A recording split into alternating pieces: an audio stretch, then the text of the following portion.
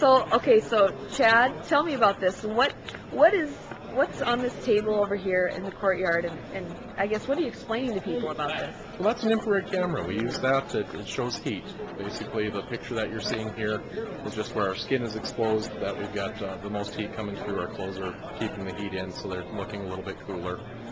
We use this for energy audits. We go out through a house and we can go through there, look and see where the heat's escaping from the house, all that kind of stuff. I guess the most common questions you get about the... first, what is this called again? It's an infrared camera. Infrared camera. Yep. So what are the most common questions you get about the infrared camera? Just how to use it. What can you find with it? You know, we go out and we can look at windows or doors or anything that would have air leakage through the house. We can use the camera to find. So do most of the member cooperatives have these cameras, or just No, we have it as a checkout. We've got 3 of them that we check out to our members, and then I can go in and train them on how to use it, and then they can go up to their members and do energy audits without us having to be involved.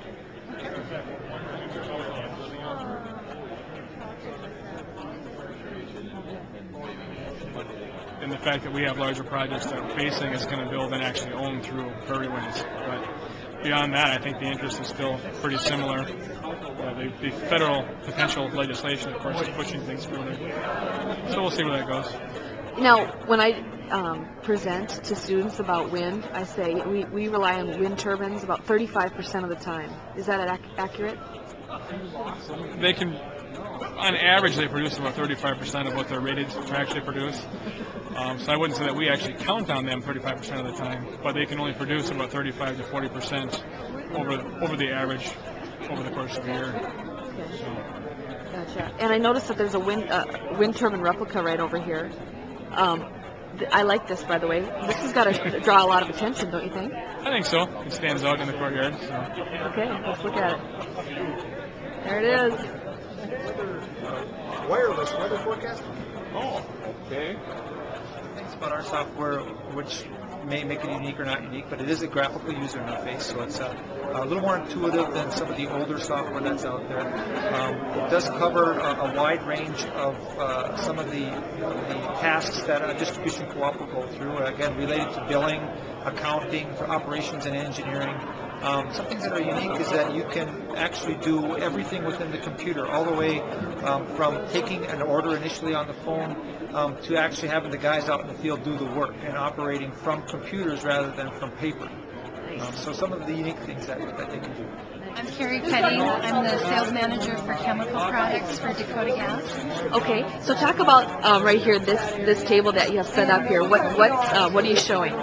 We are featuring our ammonium sulfate fertilizer in small packages. We're encouraging people to take it home and try it on their house plants. A few grains on your house plant, and then watering them will make them grow quite well. Ammonium sulfate is known for plants being very dark, lush green.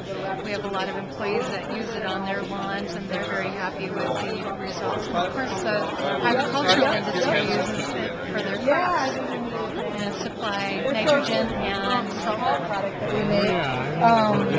And we kind of try to produce a phenol product, and our phenol is being used in a number of different applications. Most of the phenol is used in plywood as glue in plywood or oriented strand board, but we are featuring some other products that use phenol in their formulation: Lysol, Chloroseptic, Noxzema. We are not selling in these markets currently, but we do have a customer that is doing some pretty unique things with our phenol. And that is a company in Washington called Paneltech. And Paneltech is producing Paperstone. It's a countertop product. It's a solid surface countertop, similar to solid surface Courtyard. We're showing the different colors that the countertop material is produced in. We had some legs put on some of the countertop material to make some tables for our display.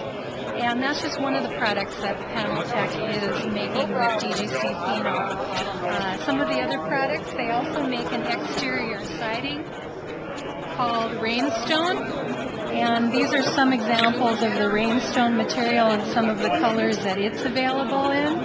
It is also a very solid surface type of siding, probably more of a commercial type siding. And the newest product for Paneltech Paneltech that they recently, are working on a contract with the Department of Defense is Armor Structs. And this is a phenol impregnated fiberglass material that is being used in military vehicles, ships, also being used in a Kevlar type material for protection of our soldiers and airmen and seamen across the world, across the globe, in support of the Department of Defense. So Paneltech is a very interesting company, very innovative, and we're very happy to be supplying our phenol to them.